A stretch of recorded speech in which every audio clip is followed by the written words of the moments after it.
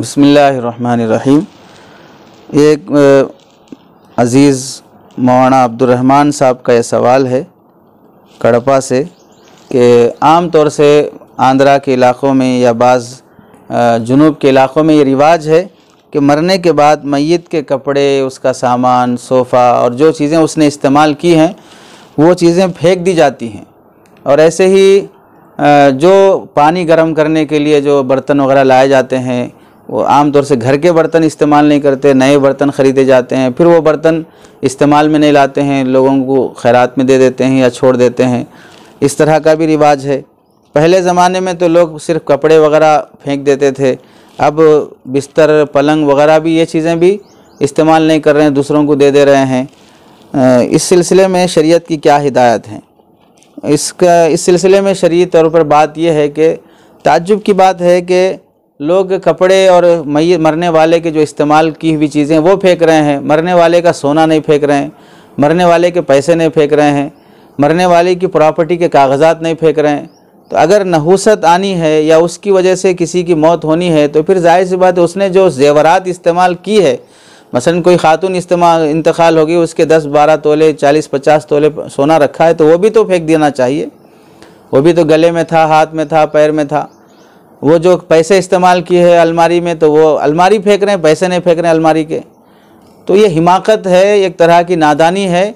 और शरई तौर पर यह बात याद रखनी चाहिए कि मरने के बाद इंसान के साथ 4 हुकूक़ मुताल्लिक़ हो जाते हैं। सबसे पहला हक़ है कि उसके पैसे से उसके जनाजे की तकफ़ीन की, तजहीज़ की और तदफ़ीन के पैसों का इंतज़ाम किया जाए।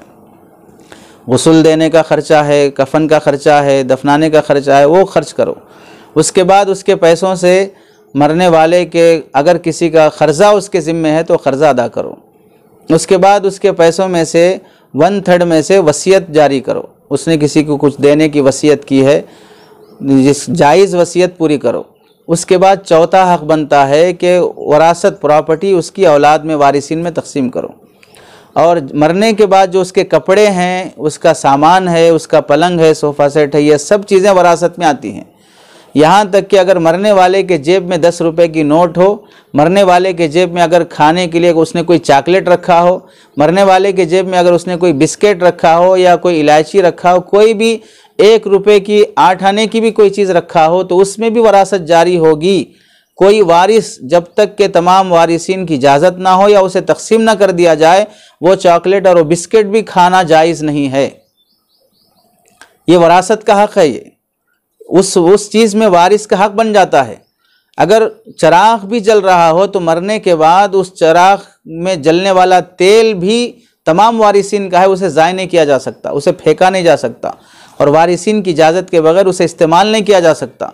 बाज़ लोग मरने के बाद 11वीं ज़ियारत, चिल्ला चहलुम के नाम पर खाना खिलाते हैं और मरने वाले के पैसे से खिलाते हैं तो नाजायज़ और हराम है। उसमें पहले वरासत जारी की जाएगी। तो इसलिए ये रस्म जो चल पड़ी है समाज में कि मरने वाले के सामान को, कपड़ों को, ये चीज़ों को फेंक दिया जाता है, बिल्कुल हराम और नाजायज़ है, गुनाह की बात है, इसराफ़ और फजूल खर्ची है। वारिसिन के हक़ में एक तरह का तसर्रुफ़ है जिससे तौबा करना चाहिए।